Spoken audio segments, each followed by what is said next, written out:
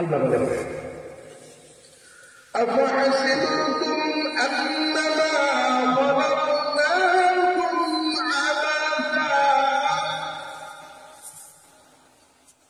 وأنكم إلينا لا ترجعون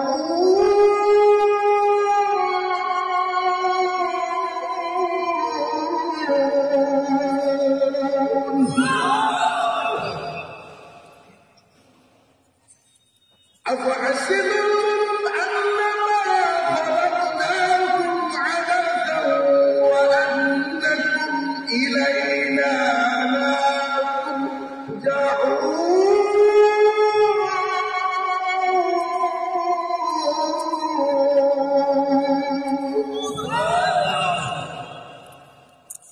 আল্লাহ রাব্বুল আলামিন থেকে বলেন, এ দুনিয়ার উম্মতের দল, হয়তো তোমরা মনে করেছ এই দুনিয়াতে আমি তোমাদেরকে অবলম্বন বানিয়েছি। বান্দা বান্দা তোমাকে আমি বেকার বানাই না। এবার তোমাকে আমি অবলম্বন বানাই না। আমি আল্লাহ তোমাকে বানাইছি, এর পিছনে আমার একটা বড় উদ্দেশ্য আছে। বান্দা এইবার রাস্তায় স্কুলের নামে একটা প্যান্ডেল তোমরা আনতে আনতে বানাও না। ওরা আজকে 7 তারিখ, 8 তারিখে তোমরা একটা প্যান্ডেল বানাও না। আবার 8 তারিখে এই প্যান্ডেলকে তোমরা রাখবা না। এটা তোমরা যেমন উদ্দেশ্য ছিল, উদ্দেশ্য শেষ হয়ে গেলে ভেঙে ফেলো না। আমি আল্লাহ উদ্দেশ্য যখন শেষ হয়ে যাবে এই দুনিয়াকে আমি আল্লাহ রাখবো না। এমন ঘটনা ঘটে যাবে, ইযা ওয়াকাআতিল ওয়াকিআ লাইসা লিওয়াকাআতিহা কাযিবান। আল্লাহ বলেন এমন একটা সময় চলে আসবে এই দুনিয়ার কিছুই আমি আল্লাহ রাখবো না। আল্লাহ রাব্বুল আলামিন বলেন, ইযা যুলজিলাতিল আরদু জিলজালাহা ওয়া আখরাজাতিল আরদু আথওয়ালাহা ওয়া ক্বালাল ইনসানু মা লাহা। এই পৃথিবীর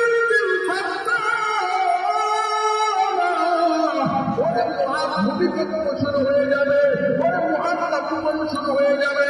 আল্লাহ রাব্বুল আলামিন আরো বলেন, ইযাস সামাউ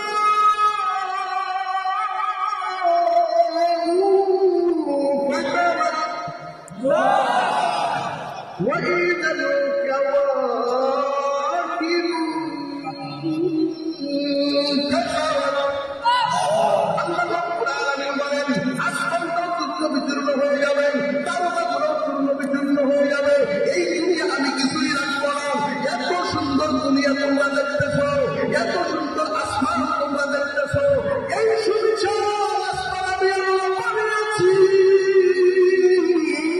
এর মধ্যে তোমরা কোনো খুঁটি দেখো না। খুঁটি থাকলে সৌন্দর্য নষ্ট হয়ে যায়। এজন্য আমি আল্লাহ কোনো খুঁটির ব্যবস্থা করি নাই। সুন্দরভাবে আসমানটা বানাইলাম। আসমানকে বানানোর পর জমিনের মধ্যে সৌন্দর্যের প্রয়োজন।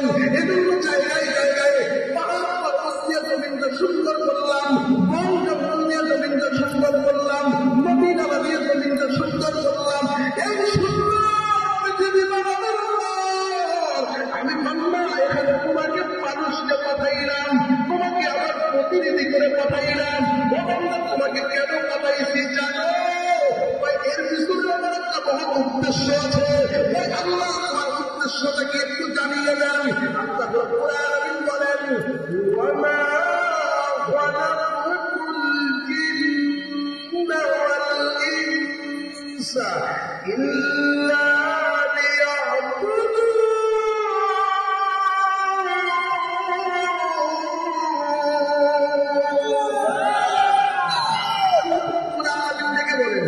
দুনিয়ার মানুষের এই পৃথিবীকে আমি বানাইছি। এই পৃথিবী বানানোর পর তোমাদের মতো মানুষদেরকে এই পৃথিবীর জমিনে বসবাসের সুযোগ করে দিয়েছি।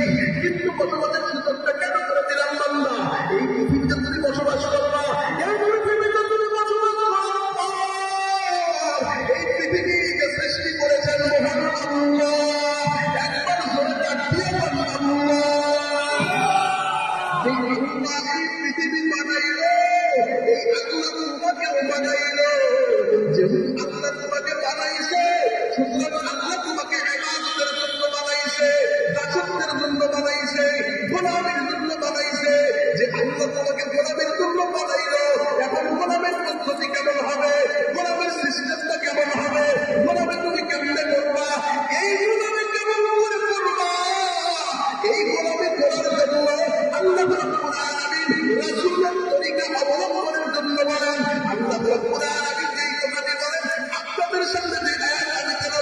যাচ্ছি। আল্লাহ রাব্বুল আলামিন বলেন, লাকাদ কানা লাকুম ফি রাসূলিল্লাহি উসওয়াতুন হাসানাহ। হে বান্দা, আল্লাহ তো ইবাদতের জন্য তোমাকে বানাইলো, কিন্তু ইবাদতের পদ্ধতি হবে কেমন, ইবাদতটা তোমরা করি কেমন? বান্দা, তোমার ইবাদতের পদ্ধতি জানার জন্য রাসূলের তরিকা ছাড়া আর কোনো পদ্ধতি না। কার তরিকায়?